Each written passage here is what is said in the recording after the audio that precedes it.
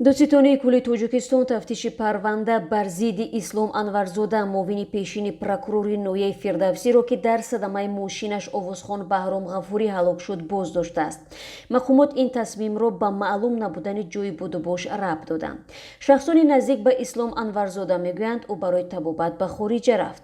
Садама субҳи 7 августи соли 2020 рух дода буд. Мақомот додситони собиқ ва писари Анвар Қурбонов тоҷири шинохтаро муттаҳам карданд ки дар ҳолати мастӣ ҳаракати роҳро вайрон карда боис ба марг ё зарари саломатии инсонҳо шуд. Як мақоми огоҳ аз тафтишот рӯзи 2 март ба радиозодӣ гуфт, Парвандаи Ислом Анварзода бар асоси моддаи 230 кодекси мурофиавии ҷиноӣ, яъне маълум набудани ҷойи будубош, боз дошта шуд.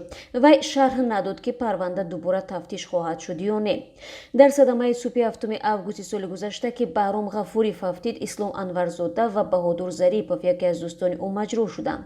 Пизишкон гуфтанд дасту пои Анвар Исломзода шикастааст ва ҳудуди 1 моҳ дар ҳолати кома ё беҳушӣ буд. Зоҳир, яке аз дӯстони Ислом Анварзода, рӯзи 2 март ба радиозодӣ гуфт, ӯро тақрибан 2 моҳи пеш барои табобат ба Русия бурданд.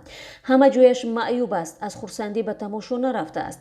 Духтурон гуфтанд ки бояд зудтар дар хориҷа муолиҷа гирад. Дар он ҷо бояд даст часпонанд. Бо он аҳвол ӯ на дар назди тафтишот ҷавоб дода метавонад, на дар назди суд, афзуд мусоҳиби мо. Тасдиқи дурустии иддаои ӯ аз манобеи дигар феълан имкон надорад. Маълум нест чаро дар сурате ки Ислом Анварзода дар Русия табобат мегирад ва маҳалли иқоматаш барои пайвандон маълум аст, таҳқиқи парвандаро боз доштанд. Мақомот расман дар ин бора чизе намегӯянд. Пайвандони Баҳром Ғафурӣ гуфтанд ки аз тафтиши парвандаи марги ӯ ҳеҷ хабар надоранд. Анушервони Баҳром, писари овозхон, ба радиои Озодӣ гуфт, дар бораи парванда касе суҳбат накардааст ва мо низ касеро дар ин бора напурсидем.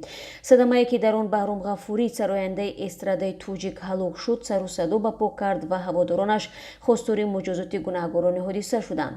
Дар гузашта садамаҳое бо иштироки фарзандони мансабдорон ва ё худи мансабдорон то ба охир таҳқиқ нашудааст ва ё хулосаи додгоҳ бештар ба манфиати омилони садама будааст.